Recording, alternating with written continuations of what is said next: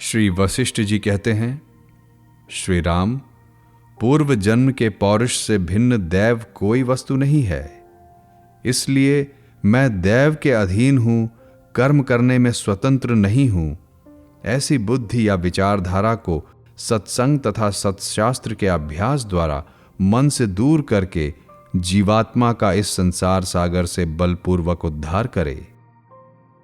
जैसे जैसे प्रयत्न होगा वैसे वैसे शीघ्रतापूर्वक फल प्राप्त होगा। इसी का नाम पौरुष है।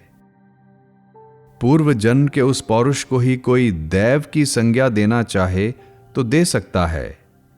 जो तुच्छ विषय सुखों के क्षणिक लोभ में फंसकर उस पूर्वकृत पौरुष या दैव को वर्तमान जन्म के पुरुषार्थ द्वारा जीतने का प्रयत्न नहीं करते और सदा दैव के भरोसे ही बैठे रहते हैं, वे दीन और मूढ़ हैं। पूर्व जन्म के तथा इस जन्म के पुरुषार्थ कर्म दो भेड़ों की तरह आपस में लड़ते हैं। उनमें से जो भी बलवान होता है वही दूसरे को क्षण भर में पछाड़ देता है।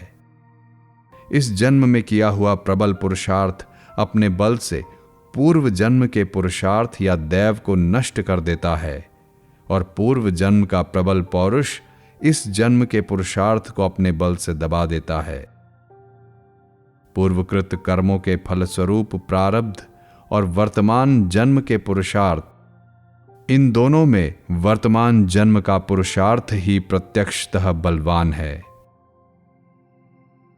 इसलिए अधिकारी मनुष्य को पुरुषार्थ का सहारा लेकर सतशास्त्रों के अभ्यास और सत्संग द्वारा बुद्धि को निर्मल बनाकर संसार सागर से अपना उद्धार कर लेना चाहिए। इस जन्म के और पूर्व जन्म के दोनों पुरुषार्थ पुरुष रूपी वन में उत्पन्न हुए फल देने वाले वृक्ष हैं। उन दोनों में जो अधिक बलवान होता है वही विजयी होता है। जो पुरुष उदार स्वभाव से युक्त एवं सत्कर्म के लिए प्रयत्न करने में कुशल है, सदाचार ही जिसका लीला विहार है, वह जगत के मोह रूपी फंदे से उसी प्रकार निकल जाता है जैसे सिंह पिंजड़े से। जो मनुष्य दृष्ट पुरुषार्थ या परम कल्याण के लिए प्रयत्न का त्याग करके मुझे तो कोई ऐसा करने के लिए प्रेरित कर रहा है, ऐसी अनर्थकारिणी कुत्सित कल्पना में स्थित है, उसे दूर से ही त्याग देना चाहिए, क्योंकि वह मनुष्यों में अधम है। संसार में सहस्रों व्यवहार हैं जो आते जाते रहते हैं। उनमें सुख और दुख बुद्धि का त्याग करके शास्त्र के अनुसार आचरण करना चाहिए। शास्त्र के अनुकूल और कभी उच्छिन्न न होने वाली अपनी मर्यादा का जो त्याग नहीं करता, उस पुरुष को सारी अभीष्ट वस्तुएं उसी प्रकार प्राप्त होती हैं जैसे सागर में गोता लगाने वाले को रत्न। सुख की प्राप्ति और दुख की निवृत्ति, यही मनुष्य का स्वार्थ है। उस स्वार्थ की प्राप्ति कराने वाले जो आवश्यक कर्तव्य या साधन हैं, एकमात्र उन्हीं में तत्पर रहने को ही विद्वान लोग पौरुष कहते हैं। वह तत्परता यदि शास्त्र से नियंत्रित हो तो परम पुरुषार्थ की प्राप्ति कराने वाली होती है। कर्तव्य पालन के लिए जो शरीर आदि का संचालन होता है, वही जिसका धर्म है, उस क्रिया श्रवण मनन आदि साधन से, सत्संग से और सतशास्त्रों के स्वाध्याय से शुद्ध एवं तेज हुई अपनी बुद्धि के द्वारा जो स्वयं ही आत्मा का उद्धार किया जाता है, वही परम स्वार्थ की सिद्धि है। विद्वान लोग अंत रहित समता रूप परमानंद से पूर्ण परमार्थ वस्तु परब्रह्म को जानते हैं। जिन साधनों से उसकी प्राप्ति होती है, उनका नित्य निरंतर सेवन करना चाहिए। वे साधन हैं शास्त्रों का स्वाध्याय और सत्संग आदि। जो मनुष्य प्रयत्न पूर्वक आत्मकल्याण के साधन में संलग्न होता है, उसे अपने पुरुषार्थ से ही हाथ पर रखे हुए आंवले की भांति वह अभीष्ट फल प्रत्यक्ष दिखाई देता है।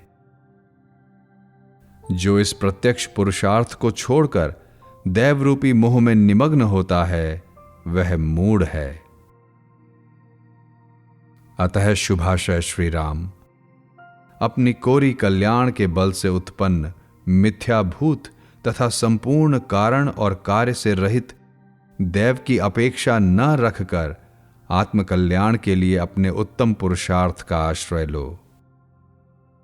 शास्त्रों द्वारा तथा महापुरुषों के सदाचार से विस्तार को प्राप्त हुए विविध देश धर्मों द्वारा समर्थित जो परमात्मा की प्राप्ति रूप अतिशय प्रसिद्ध फल है, उसके लिए हृदय में अत्यंत उत्कट अभिलाषा होने पर उसकी प्राप्ति के लिए चित्त में स्पंदन या चेष्टा होती है।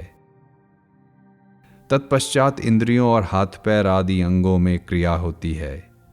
इनके द्वारा श्रवण मनन आदि एवं यम नियमादि साधनों का आरंभ होता है। इसी को उत्तम पुरुषार्थ कहते हैं।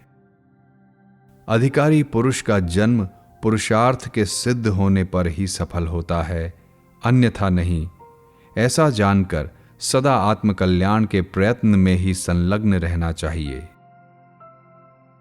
तत्पश्चात साधन विषयक उस तत्परता को सतशास्त्रों के अभ्यास एवं संत महात्माओं तथा ज्ञानी पुरुषों के सेवन द्वारा आत्मज्ञान रूप फल की प्राप्ति से सफल बनाना चाहिए। आत्मकल्याण के विषय में यदि परम पुरुषार्थ का आश्रय लिया जाए तो यह अवश्य दैव को जीत लेता है। ऐसी धारणा रखकर दैव और पौरुष के बलाबल का विचार करने के कारण जो परम सुंदर प्रतीत होते हैं तथा जिनमें शम दम आदि साधन भी विद्यमान हैं एवं श्रेष्ठ पुरुषों की सेवा से जिनका अंतःकरण सदा भावित रहता है, ऐसे अधिकारी पुरुषों को तत्वज्ञान की प्राप्ति के लिए अवश्य उद्यम करना चाहिए। इस जन्म में संपादन करने योग्य स्वाभाविक प्रयत्न ही परम पुरुषार्थ की सिद्धि का हेतु है। ऐसा निश्चित रूप से जानकर यह अधिकारी जीव नित्य संतुष्ट एवं उत्तम ज्ञानी जनों की सेवा रूप अमोघ मधुर और उत्कृष्ट औषध से जन्म मरण के परंपरा रूप भवरोग को शांत करे।